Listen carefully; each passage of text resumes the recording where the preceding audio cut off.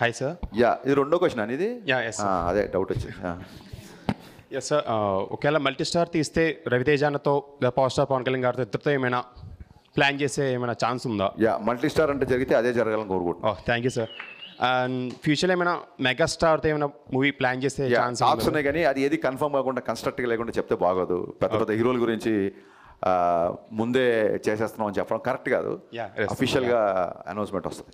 We are waiting sir. Thank you so much. Thank you. Hello sir, this is Shanmukhi.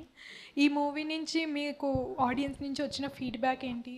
Next మూవీలో అది repeat చేయకుండా ఉండడానికి మీరు ఏం చేయాలనుకుంటున్నారు? యా, ఇక్కడ ఈ మూవీ నుంచి నేను నేర్చుకుంది ఏంటంటే, ఖచ్చితంగా